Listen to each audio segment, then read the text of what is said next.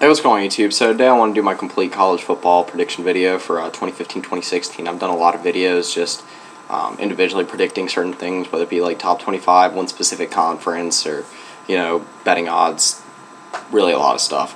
So I wanted to go over basically everything that I'm going to be covering in this video. So I'm not just going to be doing like standard top 25 and then going over conference winners or anything. I mean, I pretty much did all that.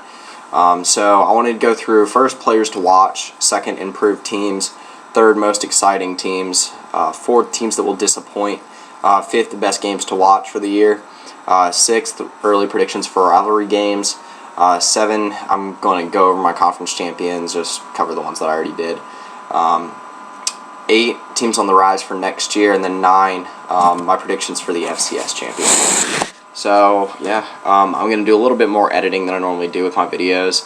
Try to go into separate parts. So yeah, I'm going to start with number one.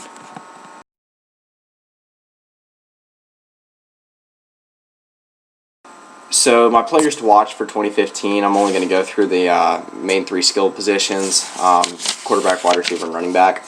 So go ahead and start with my five quarterbacks to watch. JT Barrett, Jared Goff, Cody Kessler, Trevon Boykin, and Deshaun Watson. So obviously five of the better quarterbacks in college football. Start with JT Barrett. So Ohio State obviously has a pretty loaded quarterback situation right now. Braxton Miller moved over to wide receiver, and Cardale Jones and JT Barrett are still fighting for the starting spot.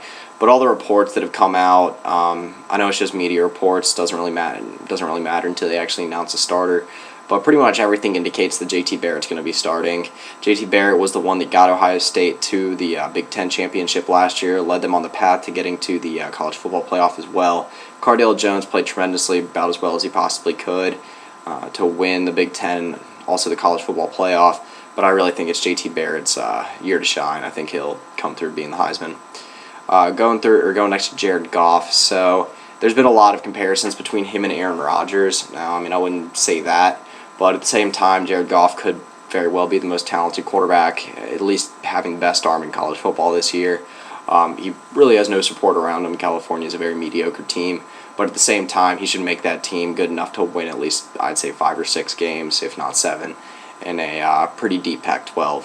So Cody Kessler, USC quarterback, had a tremendous year last year. A lot of people have him as a Heisman favorite for this year. I think that Cody Kessler is going to have a big year, but at the same time, I don't know how good USC is going to be. USC has a ton of talent, but I think it's going to be interesting to see how Cody Kessler can lead that team with such high expectations this year. So go on to Trevon Boykin. So Trevon Boykin, I think, is the odds-on favorite for the Heisman right now. Leads a number 2 ranked TCU team into the year this year. TCU team that has a ton of talent on offense and defense. I think Trevon Boykin will have a great year. I think he'll struggle a little bit more than people are thinking, though, in some of their bigger road games. I think Oklahoma State's going to be a tough battle for him. I think he'll have good stats against Baylor, but I still think at the same time you're going to see a little bit more struggles than you would in pretty much any other game that they're going to have this year. From what I saw last year, TCU did struggle on the road, so see how Trevon Boykin can handle that this year. So Deshaun Watson, a guy who made 5 starts last year, really an electrifying quarterback, very athletic, great dual threat quarterback.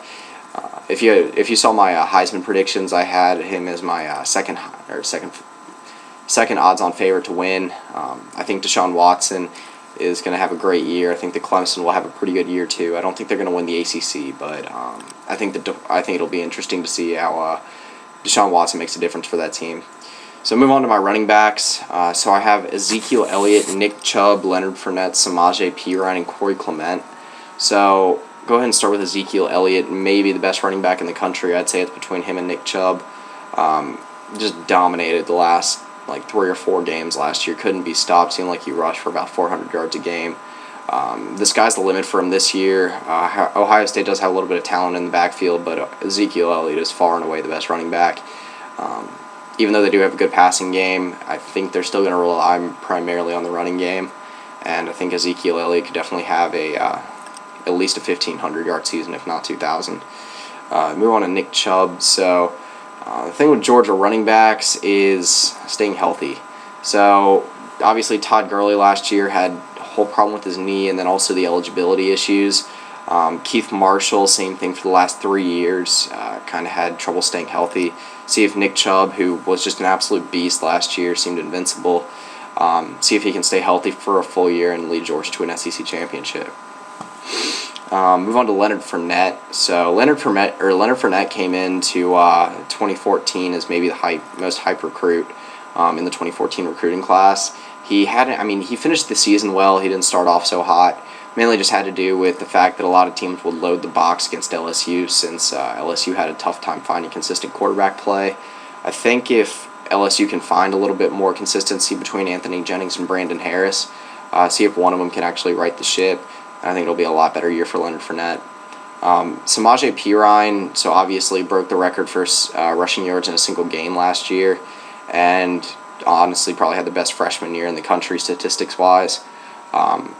One of the best running backs also in the country this year. I think he'll lead that OU offense, and I really think the sky's the limit this year for Samaje Perine. It's outside of, I'd say, even maybe Baylor, and that's it. Most of the Big 12 teams do not have a good run defense. Texas might, but I think Samaje Perine can have a big year. So move on to Corey Clement. Wisconsin running back, takes over big shoes with Melvin Gordon leaving. Corey Clement might be just as good. They don't have a whole lot of depth behind him, but at the same time, he has the same frame as Melvin Gordon. He has the same running style. Really can power through a lot of guys. I think that Wisconsin won't really lose a step in their running game this year. So move on to the wide receivers. So I've got Laquan Treadwell, Rashard Higgins, Pharaoh Cooper, Tyler Boyd, and DJ Foster. So DJ Foster is a running back and wide receiver, kind of a dual threat on offense for Arizona State. I think that he'll pretty much the entire offense will be in his hands this year. I think Mike Bercovici is a good quarterback.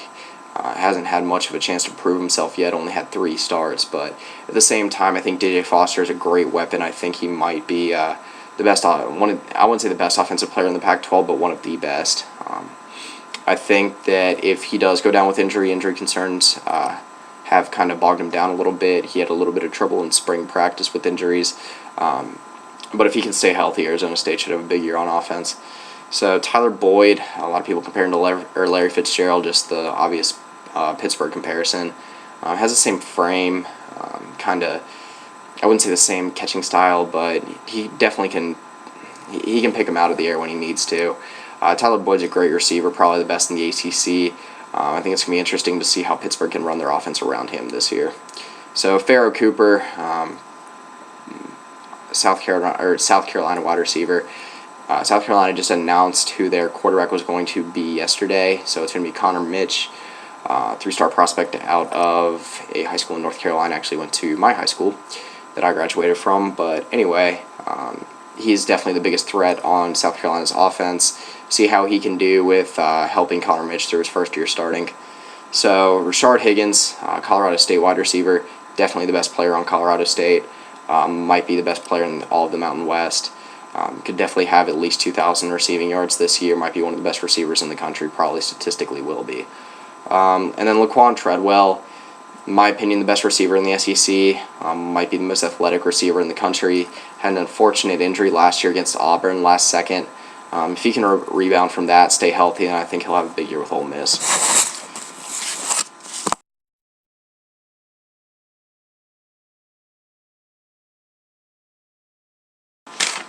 So go ahead and start with my most improved teams for 2015. So I'm going to start with number 1, Tennessee Volunteers. Tennessee built up one of the biggest hype trains out of any team this year. This offseason's been crazy for them. They've had a big few days recently with the 2017 recruiting class signing the number 1 quarterback, signing a big name 5-star receiver the next day. So I think that Tennessee's gained enough momentum. I think that they've got enough talent this year to definitely finish the year inside the top 25. I don't think this is the year that they'll win the SEC East, but I think they're only a year or two off. So next one is the Stanford Cardinal. So Stanford had a rough year last year. They got up to I think it was AP number 14 or something like that. Then they had a close loss to Notre Dame. All kind of went spiraling from there. See if Kevin Hogan can find a little bit more consistency this year. I really think he will. Really kind of I wouldn't say put it all together at the end of last year, but you could see the flashes, you could see the consistency coming together a little bit more last year for Kevin Hogan. He just didn't have a very good supporting cast around him. I think Stanford's going to have a better year this year.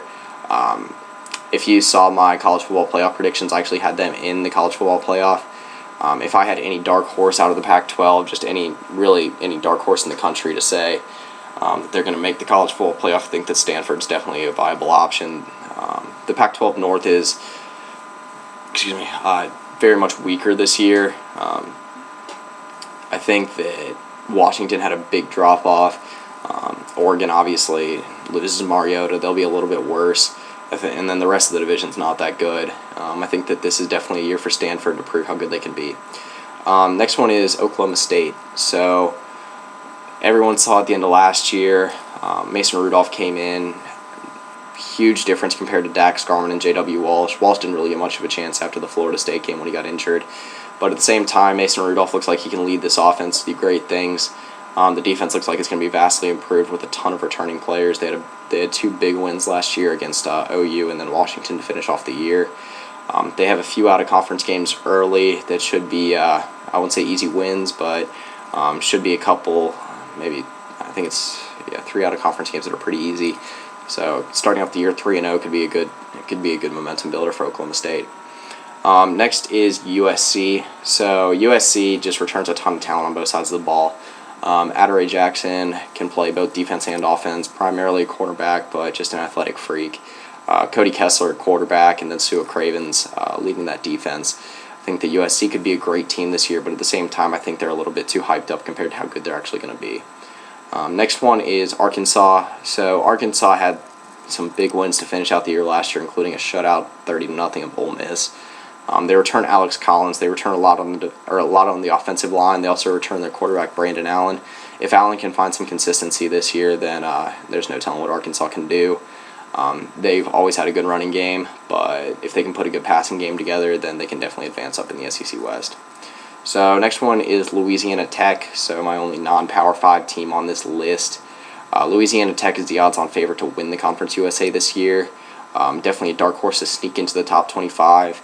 I think the only team that's outside of the Power 5 that's rated inside the top 25 to start the year is Boise State. So if Louisiana Tech can sneak their way in, that'd be a big thing for a non-Power 5 team. Next one is NC State. So NC State looks like they'll be dramatically improved with Jacoby Brissett returning at quarterback. He's one of the big dark horses this year to win Heisman. NC State had a few close calls last year, almost upset Florida State. And I think they could definitely have a big year this year, maybe even an 8-win season in the ACC.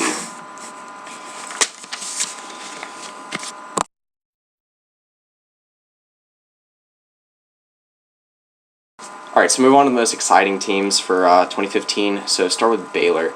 Baylor's a team that's not very exciting to watch on defense. It's just a normal Big 12 defense. But this year I think it could be a little bit different. Sean Oakman returns, maybe the most intimidating player in college football, one of the biggest guys. So I think just him by himself, watching him rush the quarterback will definitely be thrilling to watch. And obviously on the offensive side of the ball, watching how Seth Russell can take over that offense, watching Shocklin would run the ball, Katie Cannon, one of the best deep threat receivers in the country. I think that Baylor will definitely be a treat to watch this year. Next one is TCU. So obviously two of the biggest Big 12 teams to start off the list. So Teron Boykin obviously is the motor that makes the offense go. One of the most exciting quarterbacks to watch in the country. He's also the Heisman odds-on favorite.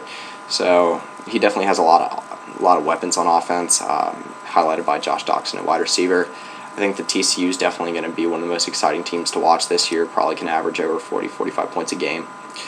So next one is USC. So this is kind of what I mentioned before, just athleticism all over the place. Adoree Jackson's one of the most fun players to watch on both sides of the ball in the country. Cody Kessler, a great quarterback, and really appreciate watching him as well. I think the USC will be a lot improved this year. Next one is Ohio State. Obvious reasons why they're fun to watch. Probably the best team in the country. It's kind of fun to watch them just put on a clinic, especially at the end of last year. So much talent at every position. Joey Bosa on defense, JT Barrett or Cardale Jones, regardless of who stars, and obviously Ezekiel Elliott, one of the most athletic, one of the best running backs in the country. So move on to California, and there's one reason why I think they're going to be exciting to watch this year, and that's Jared Goff. I think if you don't know who he is, if you haven't really watched him before, you should definitely catch a couple of Cal games. They might not, obviously they're not going to be the best team in the Pac-12, but Jared Goff is generating a lot of comparisons to Aaron Rodgers, and with good reason. Watching him throw the ball really is something special. So move on to Clemson. So Clemson probably will be the fastest team in the ACC this year. Deshaun Watson is one of the most electrifying players in the country if you got to watch him last year before he got injured. He's one of the best dual-threat quarterbacks in the country. He only started 5 games, but it should be interesting to see what happens this year, assuming he'll stay healthy throughout the year. Next one is Georgia. So I think there's one reason why you should watch Georgia, and that's just because they probably have the best stable of running backs in the country. They do return a little bit for a receiver. Malcolm Mitchell is a very good wide receiver, but I don't think they're going to have enough consistency at quarterback to really have a good passing attack. I think they're going to rely very, very heavily on that staple of their top 3 running backs, including Nick Chubb, Sonny Michel, and Keith Marshall. If all 3 of those guys can stay healthy, then I don't really think there's a way you could stop Georgia's running game.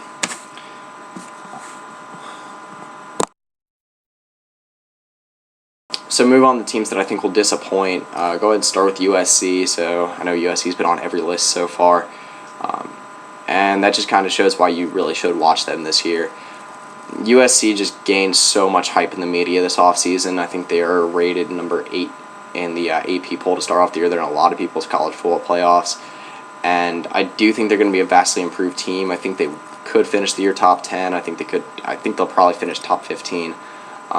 But I don't think they're going to win the Pac-12, and I don't think they're going to make the college football playoff. I think as long as Steve Sarkisian's the head coach, they're not going to win more than 10 games. I think they'll be a 2-loss team. They're going to lose games they really shouldn't. It's going to be like that Boston College road game last year. So I think that's why they'll disappoint.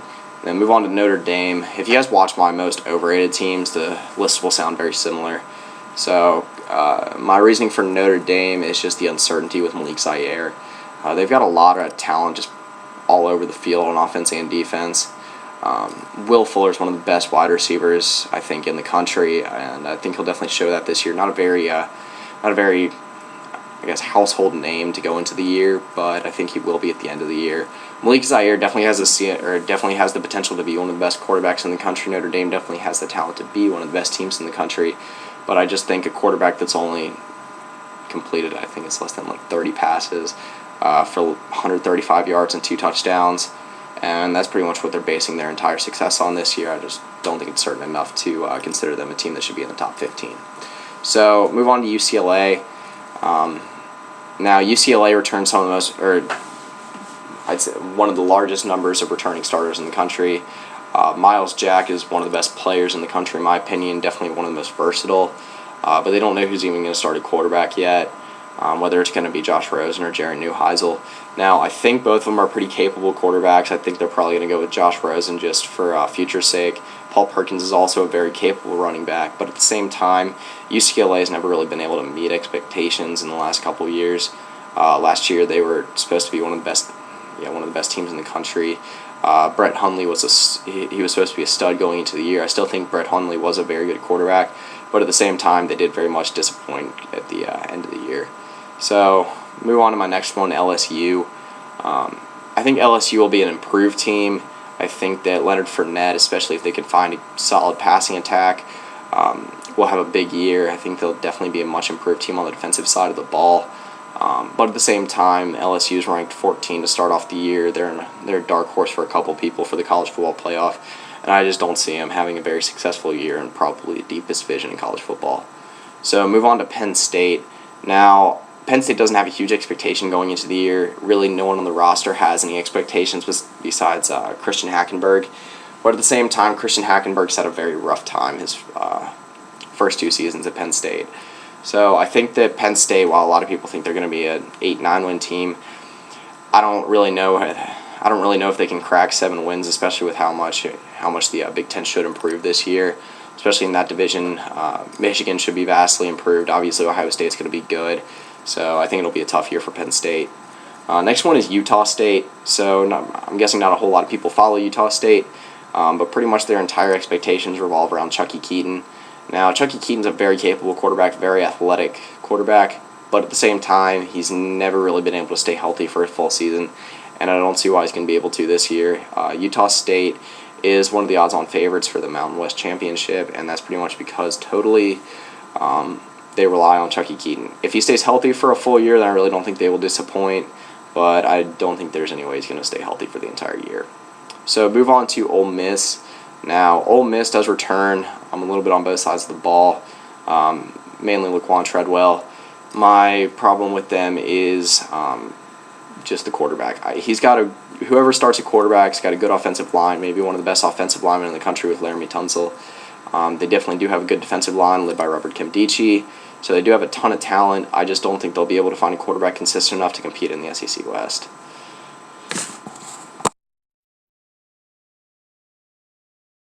Hey, what's going on YouTube? So, wanted to do my part 5 of the college football preview, which is games to watch. So, go ahead and start with 1 TCU versus Baylor. So, this one's pretty obvious. If you guys watched the TCU-Baylor game last year, it was really exciting. TCU had a 21-point lead going into the fourth quarter. Baylor ended up winning 61-58.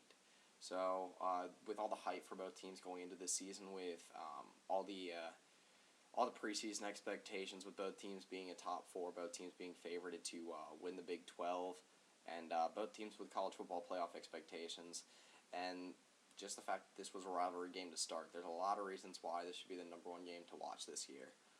Move on to the next one, Clemson and Florida State. So, it was a really, really good game last year. Sean McGuire started for Florida State when Jameis Winston was out. But Florida State ended up winning 17-14. I think it should be an even better game this year since Florida State should have a full-time quarterback going, whether it is Sean McGuire or Everett Golson, probably going to be Everett Golson. And then Clemson has Deshaun Watson hopefully going 100% healthy for the full year. So next one is Georgia versus Alabama. So I believe this is the first time since 2012 that these two teams have played each other. And, it's pretty much the two best teams from each respective division in the SEC over the last couple of years. Georgia probably isn't as talented as Alabama. They're not ranked as high going into the year.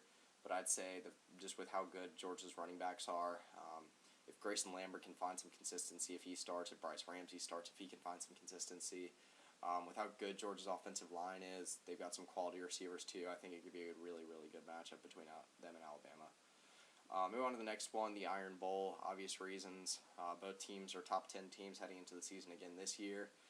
National championship, college football playoff appearance, SEC championship appearance, and obviously just bragging rights are most likely going to be on the line. So that's a big one. Next one is Ohio State, Michigan.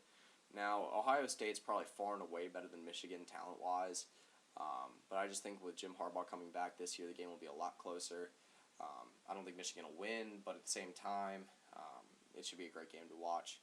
Next one is Stanford against Oregon. Now, this game 2 years ago was a very good game to watch. I believe it was 26-20, Oregon won. And I really think it's going to be a close game again this year. I think that Vernon Adams is going to end up starting for Oregon, but I think that could be a very good underrated matchup, him versus Kevin Hogan. Stanford should be a much improved team this year. I think that they have a very legit shot to win the Pac-12 North, and I think this will be the ultimate deciding battle for the Pac-12 North.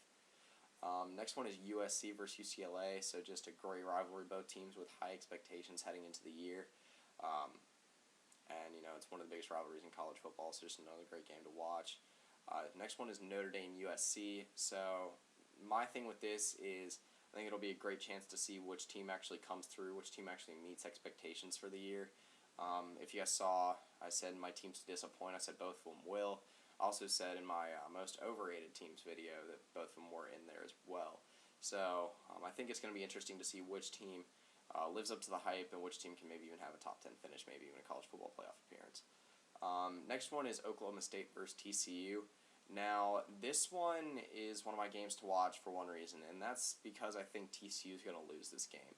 I think this is going to be TCU's toughest test. They haven't won in Stillwater, I think, since something like 1939, and I don't think they're going to win again, or I don't think they're going to win this year. TCU destroyed Oklahoma State last year, but that was at home.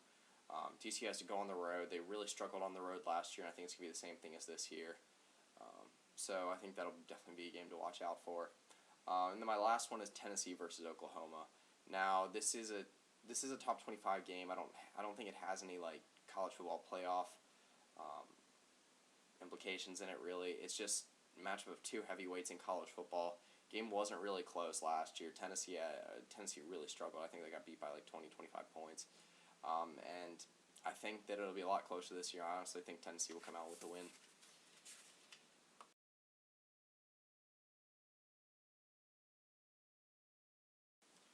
Alright, so now I want to do my early rivalry game predictions. Now, I'm going to do predictions week by week as the season goes on. So obviously these are going to change, but these are just my predictions as of right now. So go ahead and start with TCU Baylor. I think Baylor's going to win. If you guys saw my college football playoff prediction video, I had Baylor in the college football playoff. I also have them winning the Big 12, so that's a key game for them to win if they're going to win the Big 12 and make a college football playoff appearance. Next one is Ohio State Michigan.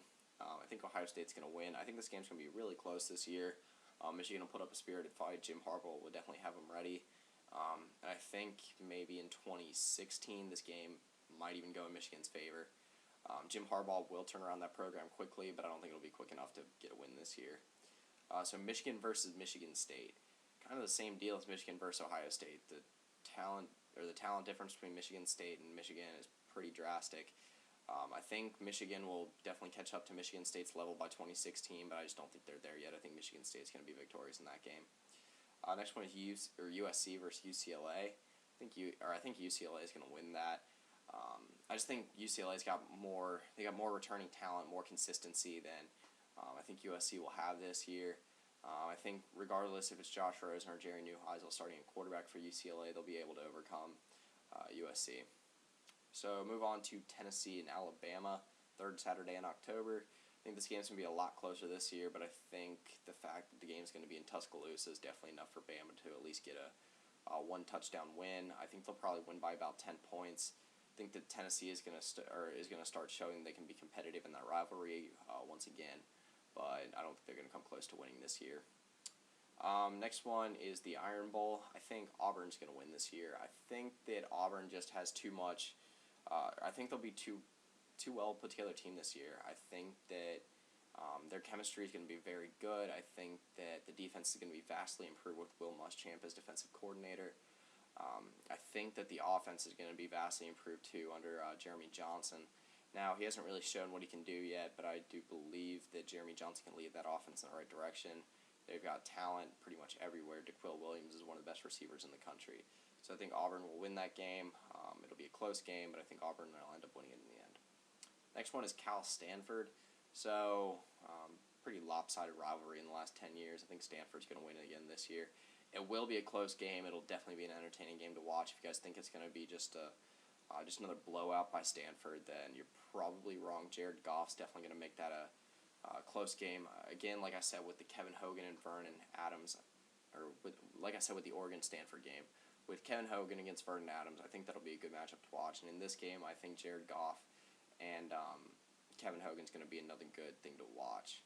Both are two pro-style quarterbacks. I think both are going to be taken in the draft next year. Jared Goff obviously is going to go a lot higher, but I think it'll definitely be a great game to watch with Stanford coming out in the end.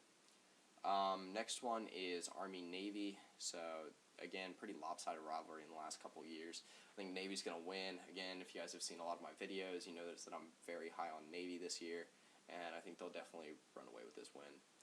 Next one is OU and Texas, the Red River rivalry. So right now I think OU is going to win. This one's a neck-and-neck game right now for me. I think that Texas will be a lot better than most people are giving them credit for this year. I think regardless if they have Gerard Hurd or Tyrone Swoop starting quarterback, I think they'll find the right quarterback to right the ship this year. But at the same time, OU's got a ton of talent. I think that they've got a quarterback figured out now. If Baker Mayfield can run the air raid offense effectively, then I think it's going to be a very tough victory for Texas. I think OU's going to come out victorious in the end. Next one is Georgia and Florida. So I think this one's going to be a blowout. Last year, Florida won like 38-20. I don't know how that happened. Florida just exploded with the running game. Georgia just really couldn't get anything going on offense. I think Georgia will definitely have a more consistent running game this year, and I think they're going to end up beating Florida pretty badly. So next one is Georgia and Georgia Tech. So I think this is going to be a very close game. Georgia Tech actually ended up being victorious last year, but I think Georgia's going to get some revenge, and I think they'll have a close victory in that rivalry game again this year. So next one is Clemson and South Carolina. Now in recent years, South Carolina has always managed to find a way to come out on top, even when Clemson was the better team on paper coming into the game. I think this is the year that Clemson finally pulls through. Deshaun Watson's just too talented a quarterback. Connor Mitch, I figured that he's going to be able to find some consistency, especially since he has Pharaoh Cooper, a wide receiver, to lead him in the right direction. But at the same time, I think Clemson's just too good for South Carolina this year. Next one is LSU and Alabama. So, again, LSU's come close in the last couple of years, but they haven't been able to beat Bama in a little while. I think Bama's going to end up winning pretty big this year. Regardless of who Bama has starting quarterback, whether it's David Cornwall, Jake Coker, or one of the other, I think they got like 4 or 5 guys in the competition right now. They said they're going to run probably 2 or 3 quarterbacks in their first game. So, regardless of who it is, I think they'll have better quarterback play than LSU will have. They have just as deep of backfield as LSU, so I don't think that there's any reason that Bama can't win that game. So next one is Ole Miss and Mississippi State, the Egg Bowl. I think Mississippi State's going to come out on top this year. I don't know who Ole Miss is going to have a quarterback right now, but whoever it is, I definitely don't think they will be able to match up to Dak Prescott, and that's pretty much the only reason why I think Mississippi State's going to win that game. Next one is Notre Dame and USC. So, like I said, this is one of my games to watch for this year. I think this will be a great game. I think it'll be very, very entertaining, one of the most entertaining games of the year. USC is going to come out on top in the end. I think Cody Kessler will be a little bit too much for Malik Zaire and the entire Notre Dame team. I think USC just has too much talent across the board for Notre Dame to handle. Next one is Arizona and Arizona State. So this is a rivalry that's really amped up in the last couple of years as Arizona and Arizona State have collectively both moved into the I wouldn't say national title picture, but definitely at least a relevant picture nationally. They both were top 25 teams last year, and it should be the same this year. I think Arizona's going to end up winning. Again, if you guys have saw a lot of my videos, I'm high on Arizona. I think Anu Solomon's going to be more consistent this year. I think Nick Wilson's going to be a stud. Everyone knows Scooby Wright's going to be a stud also, one of the best linebackers in the country. So last one is Minnesota and Wisconsin, the battle for the axe. So I think Wisconsin's going to come out on top. They're just head and shoulders above Minnesota talent-wise. I think Corey Clement will be able to run all over Minnesota, and I honestly think Joel Stave, if he is the starter this year for Wisconsin, will have probably one of his few good games this year. Stave's kind of proven himself to be one of the most inconsistent quarterbacks in the country the last couple of years, and I think that'll continue this year. But I do think he'll have a big game against Minnesota.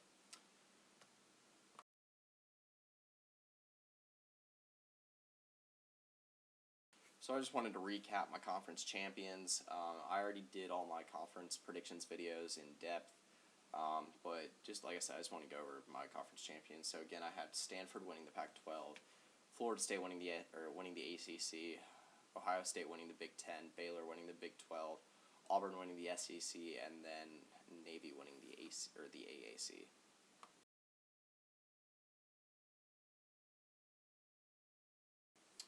Now I want to do my teams on the rise, so I think these are teams that might have a little bit of a down year, teams that will definitely improve as the season goes on, and teams to watch out for in 2016 that could be vastly improved next year. So go ahead and start with the list. Start with the list, Kansas State. So Kansas State's pretty much an every other year team. They don't really recruit well enough to be a team that's very competitive competitively on even a Big 12 picture year in, year out. They're not able to recruit enough 4 or 5 star prospects. But at the same time, Bill Snyder is able to put something together that a lot of other coaches in the country couldn't. Kansas State, like I said, every other year is always in the top 25 at least, if not competing for a Big 12 title or even a national championship appearance. So I think they'll definitely be a team that's vastly improved in 2016. I think Alex Delton's going to end up taking the reins as a starting quarterback, and I think they'll be able to push the loss of Tyler Lockett aside pretty quickly, and I think Kansas State will be a top 15 team to watch out for in 2016. Next one is Texas Tech. So I know a lot of people are always saying Texas Tech is 1 year away or 2 years away from being able to work everything out. It's just, if the defense can manage to get out of their own way, if the defense can even be, I'd say, a top 90 defense in the country, then Texas Tech will be able to win more than 8 games. They have a great offense. Patrick Mahomes looks like a good quarterback, regardless if they have him or Davis Webb at quarterback. I think they'll be a good team. And I think they'll definitely be a top 25 team to start out 2016. Next one is Oregon. Now, Oregon's a team that recruits well enough. They have enough talent this year to be a top 5 team or a playoff team. But at the same time, I think they need a year to work out the quarterback situation. Vernon Adams could be a good quarterback for this year, but he's not a good long-term solution. If they have Jeff Locke starting this year, then he's a solution for the next 2-3 years. I think that they should go with Jeff Locke for the long term. I think that if he has a good year, then 2016 could definitely be a national title year for Oregon. My next one is Arizona. So Arizona, it's just for one reason for me, and that's the amount of sophomore talent they have now. I think, like I said, I think New Solomon's going to find a lot of consistency this year. I think Nick Wilson will be a stud, and I think that'll only continue in 2016. Next one is Tennessee. Now, Tennessee gained a lot of hype over the offseason. They're number 25 in the coaches and AP poll to start out the year. They'll definitely be a team to contend with in 2016. They've been recruiting so well. It'll be Joshua Dobbs' senior year. Jalen Hurd will be in his junior year, and they'll have an entire year to figure out the backfield with Alvin Kamara and Jalen Hurd. I think that Tennessee will be a top 10 team in 2016. They'll definitely be able to compete for an SEC title, international, or a college football playoff spot. So move on to Texas A&M. So my thing with Texas A&M is they've been able to recruit so well the last 2 or 3 years. I feel like they're going to put it all together next year. Regardless if it's Kyler Murray, Kyle Allen, either way, I think both quarterbacks are studs. I think both quarterbacks could lead Texas A&M to success these next coming years. Also, Speedy Noyle, I think he can be, if not like one of the top 5 best receivers, the best wide receiver in the country next year. He's just an athletic freak, and I think as long as Texas A&M has I'd say even a 7 or 8 win team this year, able to build some momentum at the end of the year, they could definitely be one of the best teams in the SEC West heading into 2016. So move on to Michigan.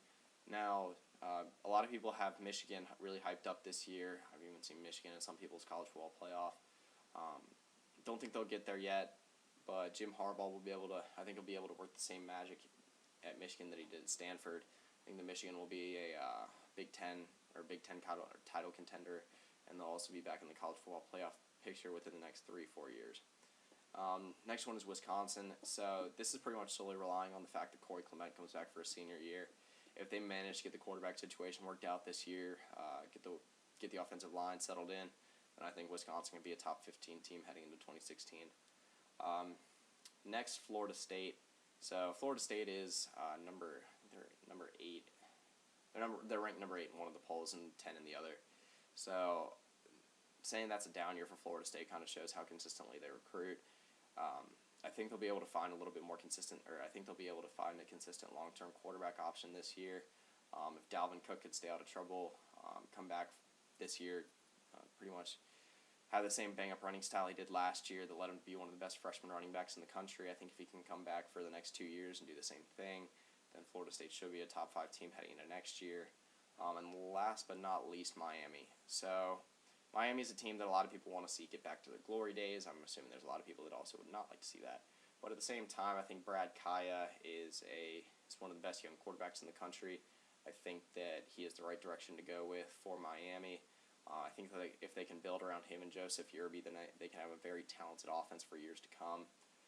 As long as they can right the ship on defense, they did lose a lot, especially with their heart and soul, their leader on defense last year, Denzel Pearman.